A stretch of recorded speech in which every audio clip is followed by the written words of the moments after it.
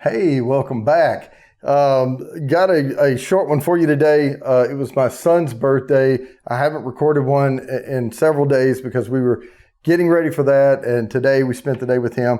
Don't know if this is going to post today.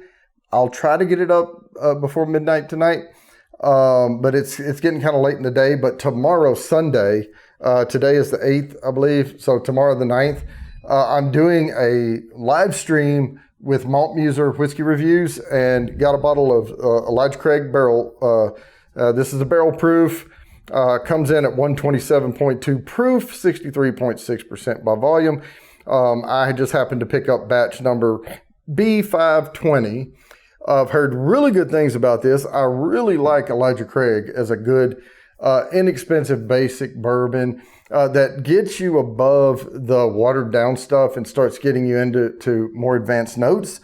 The other one, the one I'm going to be reviewing today, I picked up along with this, is Cooper's Craft Barrel Reserve Kentucky Straight Bourbon Whiskey. But we will get into this one, right after this.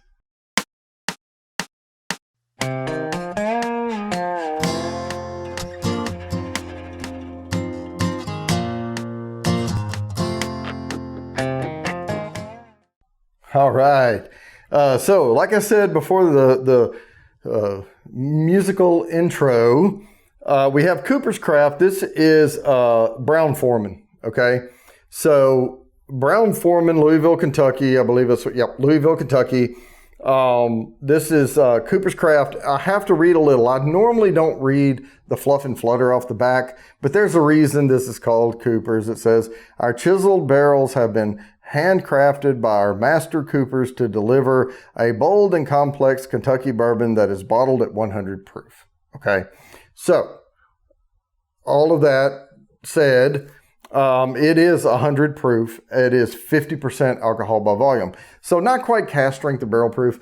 Now, bourbon has to be lower than, I believe it's 130 proof. So you can't get much closer than 127.2. Now, the Booker's up here is 126.7. So I will say, and I've said this before, I think you get bolder, more intense flavors out of cask strength or barrel proof bourbons.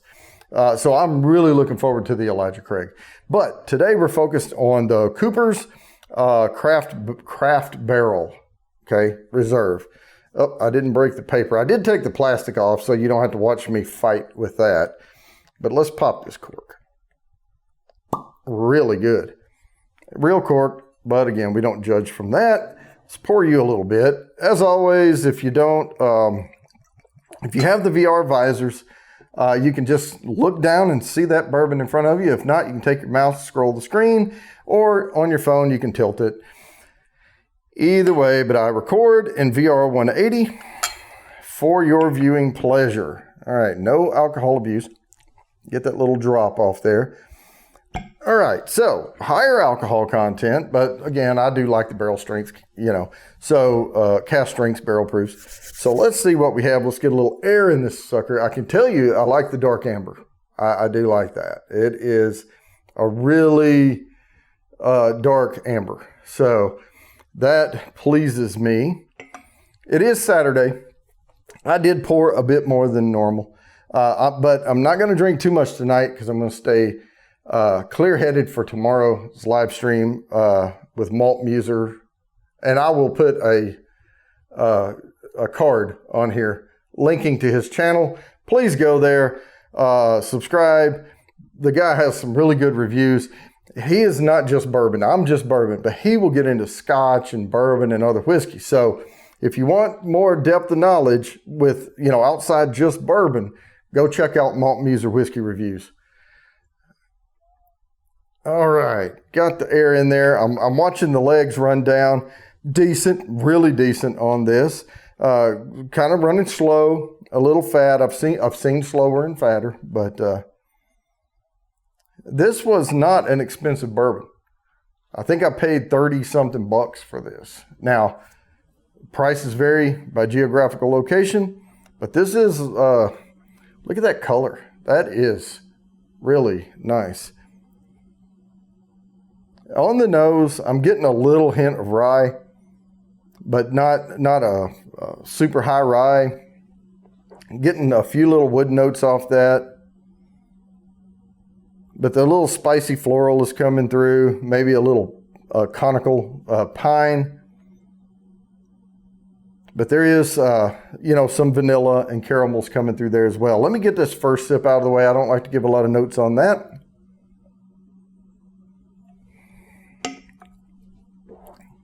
Really good tongue coating on this bourbon. I mean, it just flooded both sides. I am picking up more rye on the palate, but I like a high rye bourbon. Now, and I will drink several straight rye whiskeys. I really like rye, and here and there. I like all bourbons, and I like most whiskeys. Now, I do collect a few Tennessee whiskeys and some. I have a Whistle Pig up there. I have some 100% over there. I just don't put them on this shelf behind me because I try to keep my bourbons back here. Because that's my channel, Bourbon Bounty.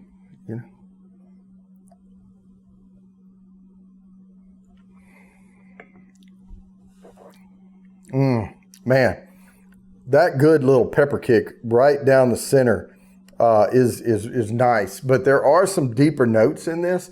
I am getting that piney rye flavor out of here, but there's some good dark cherry notes in here too. Not a big fruit bomb. It's pretty tamed down from the fruits, more into the spices. But I am getting some really good wood notes out of here. So that Cooper Craft, whatever, barrel thing, hand chiseled, whatever for a bolder flavor. I agree. It is giving me that.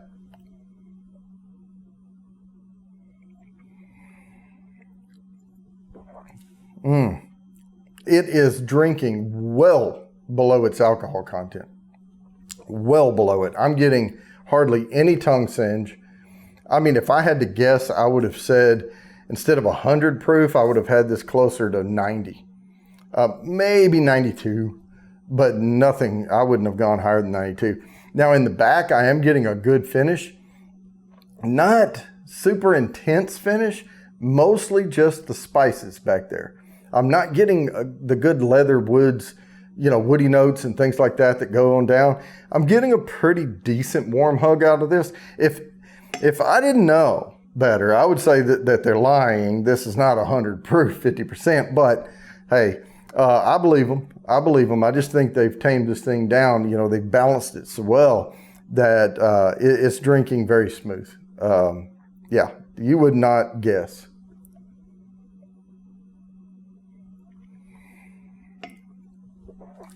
Yeah, it's easy to drink. And the more I drink on it, and that's one thing I like to do with these high rye bourbons, is don't judge it until you've had like 4 or 5 good little swigs off of it, because it starts to change and you start picking up different things. I think sort of like if you put a sour candy in your mouth and you get that little tinge back here, but then, it's like this intense bomb. And then, but as you continue to savor it, it's like that kind of dissipates and you get other flavors out of it. But yeah, the caramel's starting to come through more.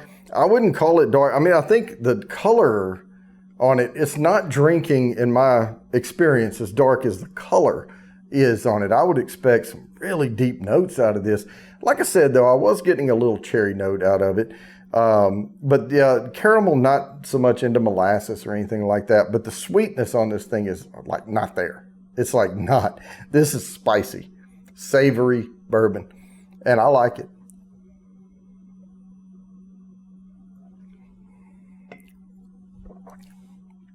Yeah, I think this would stand up pretty well to a cigar for sure.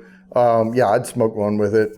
Mostly because, even though I'm describing some of these notes, I've had more complex bourbons. I've even had more complex high rye bourbons. But the notes that are there are well balanced. There's just not 1,000 notes popping at once, out of this bourbon, which is not a bad thing. sometimes it's better just to get back and get to a simpler drink, as long as it's not watered down. And you know this is not watered down.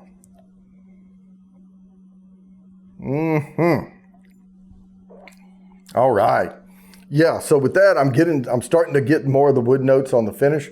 Of course, I'm drinking bang, bang, bang, and I normally don't sip, but I'm trying to get through this video and not, prolong it for 30 minutes and bore you. So with that, I'm going to go ahead and wrap this up. I would highly recommend this, especially for the price. I think that's a great price on this, sub 40 bucks. So with that, I'm going to go ahead and wrap it up. As always, please like and subscribe, share me out, hit the bell down there for notifications, and I promise I'll keep bringing you these videos.